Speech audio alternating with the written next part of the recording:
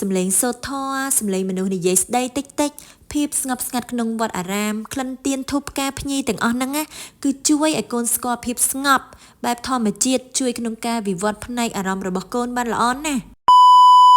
ជំរាបសួរបងប្អូនទាំងអស់គ្នាថ្ងៃនេះខ្ញុំសូមបង្ហាញបងប្អូននៅវីដេអូដែលនាំកូនបនរសាមកចូលរួមពិធីបុណ្យខួប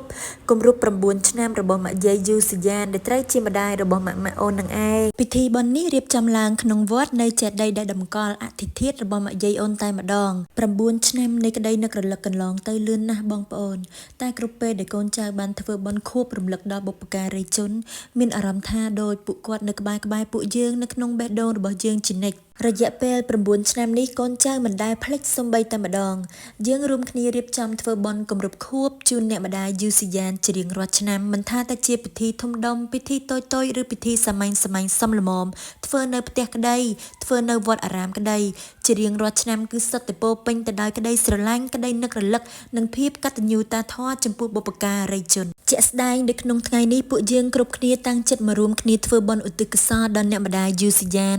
ដើម្បីរំលឹកដល់ព្រះគុណនិងផ្ញើក្តីស្រឡាញ់ភាពកក់ក្ដៅពីចិត្តកូនចៅទៅកាន់អ្នកម្ដាយនៅភពឋានដ៏ស្រស់ស្អាតកលេចមកមើលក្មេងតូចបនរក្សានេះវិញបងប្អូនអត់គិតសាពះលោកទេគិតតែអង្គុយមើលមុខតាអាចារ្យនឹងឲ្យមើលបដាឆ្ងល់បដាមើលឡើងអត់ដាក់ភ្នែកហ្មងមើលហើយមើលទៀតមិនដឹងជាគិតអីកូននៅក្នុងចិត្តនឹងឥឡូវម៉ាក់ចាប់ឲ្យអង្គុយសាពះលោកម្ដងគឺចេះសាពះលោកតាអង្គុយសាពះលោកបដាមើលមុខលោកបដាចាបងប្អូននៅក្នុងវីដេអូហ្នឹងកាលពីអូនបនរក្សាមានអាយុ10ខែកន្លះនៅក្នុងវ័យនេះជាវ័យដែលក្មេងចាប់ផ្ដើមសង្កេតនិងចងចាំបានល្អខ្លាំងណាស់កូននឹងសម្លឹងមើលរបស់ជុំវិញខ្លួនយ៉ាងតាំងចិត្តដូចជាចង់ស្វែងយល់ថានេះជាអ្វីនឹងមានអត្ថន័យយ៉ាងណាក្នុងពិភពរបស់កូនពេលឃើញលោកសូត្រធម៌ឃើញគ្រប់គ្នាលើកដៃសំពះកូនក៏ចង់លើកដៃសំពះចង់រៀនធ្វើត្រាប់តាមសកម្មភាពមនុស្សចាស់ដូចយើងដែរជាពិសេសអ្វីដែលឃើញញឹកញាប់និងមានអារម្មណ៍ថាជារឿងល្អ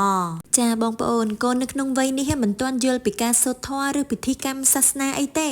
តែកូននឹងទទួលដឹងពីធម៌ពលនៃបរិយាកាសបានល្អណាស់សម្លេងសូត្រធម៌សម្លេងមនុស្សនិយាយស្ដីតិចតិចភាពស្ងប់ស្ងាត់ក្នុងវត្តអារាមក្លិនទៀនធូបផ្កាភ្ញីទាំងអស់ហ្នឹងណាគឺជួយឲ្យកូនស្គាល់ភាពស្ងប់បែបធម្មជាតិជួយក្នុងការវិវត្តផ្នែកអារម្មណ៍របស់កូនបានល្អណាស់ហើយវគ្គដែលសំខាន់ជាងគេនៅគ្រប់ពិធីបុណ្យទាននីមួយៗដែលមិនអាចរំលងបានហ្នឹងបងប្អូនគឺវគ្គប្រគេនចង្ហាន់សាដកទេយ្យវត្ថុចំពោះព្រះសង្ឃដែលពេលចូលប្រគេនលោកនឹងខ្ញុំតាំងចិត្តឲ្យកូនបនរក្សាបានចូលរួមដែរទោះបីជាកូននៅតូចមិនទាន់យល់ពីអត្ថន័យនៃពាក្យថាធ្វើបុណ្យក៏ដោយតែខ្ញុំចង់ឲ្យកូនបានស្គាល់ពីការឲ្យការចែករំលែកតាំងពីនៅតូចទោះកូនមិនយល់ពីសកម្មភាពតែនឹងទទួលដឹងតាមរយៈទឹកមុខខ្សែភ្នែកបរិយាកាសជុំវិញខ្លួនថាពេលមនុស្សចាស់ធ្វើរឿងល្អនឹងមានក្តីសុខបែបណាហើយចង់ក្រោយអារម្មណ៍នោះនឹងដក់ជាប់នៅក្នុងចិត្តកូនពេញមួយជីវិតព្រោះខ្ញុំខ្លួនឯងក៏ធំធាត់មកជាមួយនឹងរូបភាពបែបនេះដូចគ្នាដែរកាលពីនៅតូចមានពិធីបុណ្យទានផ្សេងម៉ាក់ប៉ាតែងតែនាំឲ្យចូលប្រគេនចង្ហាន់ទេយ្យវត្ថុព្រះសង្ឃជាមួយពួកគាត់ដឹកដៃទៅរាប់បាតហើយឲ្យរីករាយនឹងបុណ្យដែលខ្លួនបានធ្វើរូបភាពទាំងអស់ហ្នឹងគឺដក់ជាប់នៅក្នុងចិត្តខ្ញុំជានិច្ចទើបចង់បន្តឲ្យកូនបានស្គាល់ភាពត្រេកអររីករាយនឹងការឲ្យការចែករំលែកដូចខ្ញុំធ្លាប់បានទទួលមកដែរហើយការដែលនាំកូនចូលរួមពិធីបុណ្យបែបនេះមិនមែនត្រឹមតែជាការធ្វើបុណ្យឧទ្ទិសកុសលដល់បុព្វការីជនដែលចែកឋាននោះទេ